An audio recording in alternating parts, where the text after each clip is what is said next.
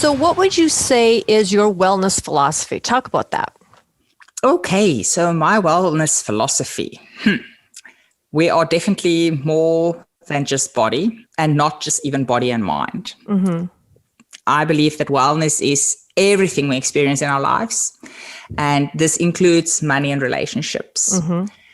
And that all of these areas, our bodies and minds, are, however, involved, or we experience life in these two factors mostly, with our bodies and our minds. So the mind-body connection is where it all starts. And when we get that in balance, we need to, we can really, live a happier and more fulfilled life. Wow. That's, it's, when I listen to you speak, it resonates, like that resonates. And I actually think to a lot of people listening, it resonates with them too. But I wonder if, and I'd like you to weigh in on this, is how many people sitting and listening go, yeah, I get it, it resonates, and then just don't know how to get there because they don't know where to start because they have no idea where they're at. Exactly. No, I think that's 90% of us. I mean, I was there. Mm-hmm. I was definitely there. I knew this from an intellectual level. I did my PhD on this, the 7 elements of wellness and what are the things you have to do. And, well, that's what my PhD was all about. And I did it in a corporate environment as well. Yet when I sat there, a new mom, and suddenly having to deal with weight that I cannot get off, and, having these habits of eating for comfort and out of boredom and I don't know, all kinds of things, and looking at the weather and, it's snowing, I can't go out type thing. Right. Then I had to really dig deep and understand, okay, so how do we evaluate? How do I define where is it at and where I'm going to focus in? Because even though we're this holistic being, having all these elements in our lives, it is so overwhelming if you start like, I'm going to change my life. Right. Do it all at once. Do it all at once. Yeah. It's so overwhelming. So, and that's part of the thing that when I work with clients is we have to start at a point. So we evaluate which point is it for you. And for most people, it is the physical part because that's the easy part. That's what we experience life in the most. Yeah. So we start there. And we start changing things. And as you're getting more empowered and starting to overcome in the physical, we start working on the other elements of your life. And then we start bringing the mind-body connection, and then the mind and the rest of your life connection in. Beautiful. And do you find with people that you work with, once they can get past that, because I feel like that's a bit of a process, just getting somehow working through that mindset of wanting to do it all, like somebody that's like, I'm going to quit smoking and lose weight and do all these things. And so they go home and they throw out all the bad groceries and they just try to go cold turkey on everything. And then it ends up completely sabotaging them. But once you're able to work through and sort of reframe that thinking, like we're going to get there one step at a time. Once they get there and start having success or feeling a certain way, things start to change in one element. The pieces gradually, with that momentum, just gradually kind of start to fall into place with less and less sort of like hard work. I mean, it's all work, but it's more, I don't know, would you say it's almost more intention? Becomes more intention than the hard work? Absolutely. Absolutely. It's almost like once like you actually had a very good analogy there. Once the one piece falls into place, linking to the others, it's almost like the others just come together. Yeah. There are, of course, always some areas that we need to work harder on. And it's usually the areas that we have failed most in our lives. Right.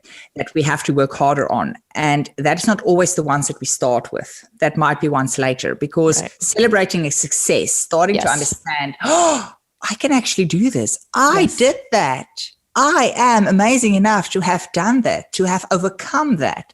Set you up for success, overcoming the bigger things. How important is it to celebrate our successes, no matter how small? What's your opinion on that? Absolutely. We have to. I think we're not celebrated enough. In life, we focus on faults, we focus on problems, we focus on, all these things. And then, okay, I lost a kilo. Oh, okay, only a kilo. Rather than, yes, kilo closer to my goal. I made it. Yes.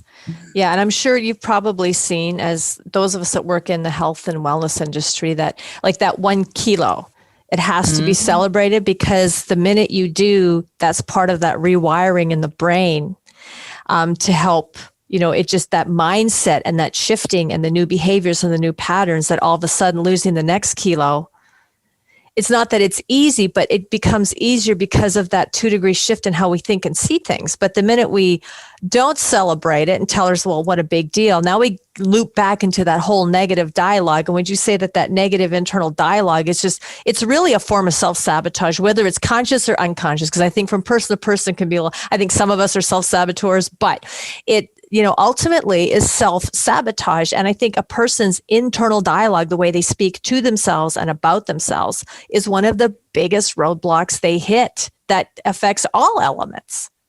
Oh, absolutely. I cannot agree with you more, because I cannot lose weight. I cannot lose weight. Now I've lost a kilo. Oh, but I'm going to gain it again. Right. You know what? Yeah. You probably are, if you think that way. Right. Or then you have to prove to yourself that you're going to gain it again. So you end up eating half a cake. Right. So with what you said there, because I want to touch on something, because you made me think of something I lost a kilo, but I'll probably gain it back. How much of that do you think is people just fearful that they might actually be successful?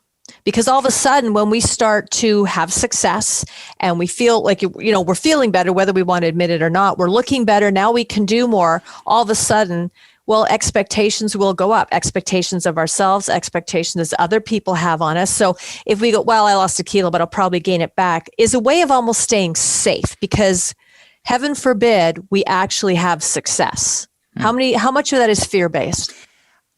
I think all of it is fear-based, whether it's fear of failure or fear of success. Right.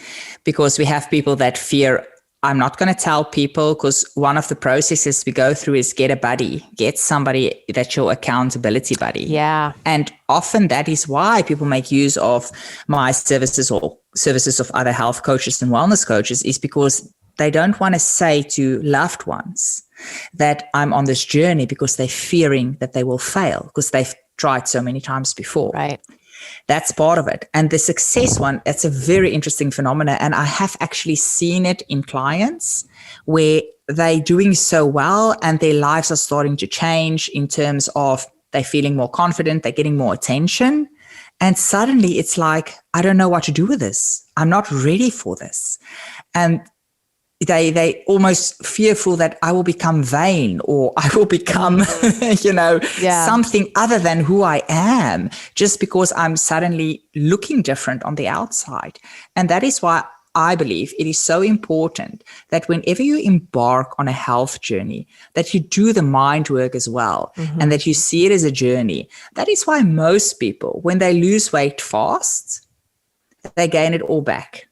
Because they didn't go through, first of all the habits and the physical things of changing habits and establishing good habits. I mean, that is key of all.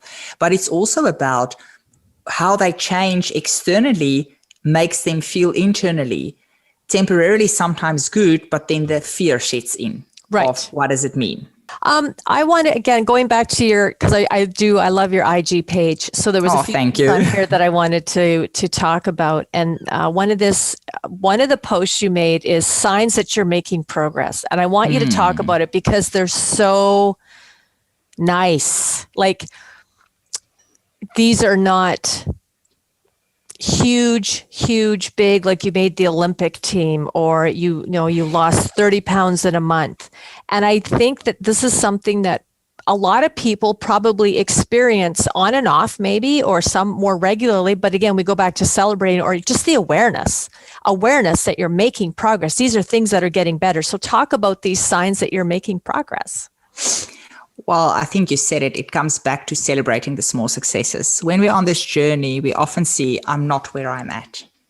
I've not lost my 30 kilos, or it's such a long journey, or I've lost 5, but there's still 30 to go.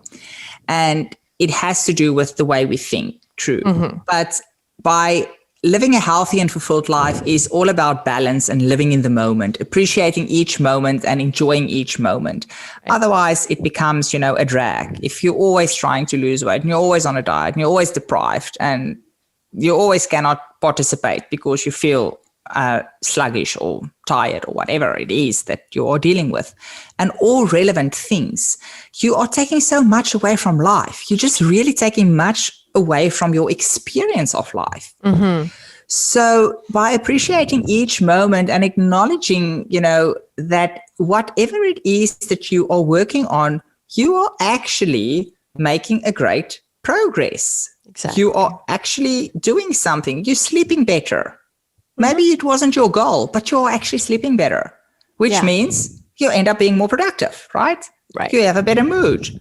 You drink more water, and water is good for us. So maybe I didn't set out to drink more water, but now it's better for my body.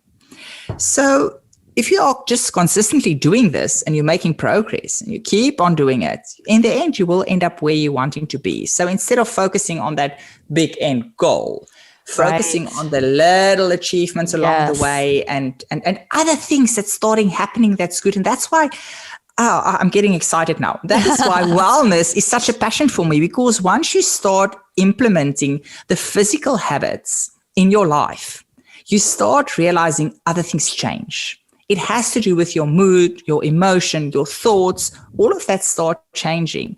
The things are always interplayed. It's right. not, and it all starts it starts building momentum. Like you get that momentum it builds momentum if you have the awareness to recognize some of these little things that are easy to go, oh yeah, so I got 6 hours sleep last night. Big deal. Well, no, you've been getting 4 or 2, or you're up and down. You got 6 hours. And when you acknowledge that and go, that was great. I do feel better today. I'm thinking more clearly. I was more productive at work. I didn't lose my temper with my kids all day long. All of these, and drinking more water. And then all of a sudden, well, my shirt feels a little bit loose now. Like all of that stuff starts to build momentum if we give it the acknowledgement that it's progress.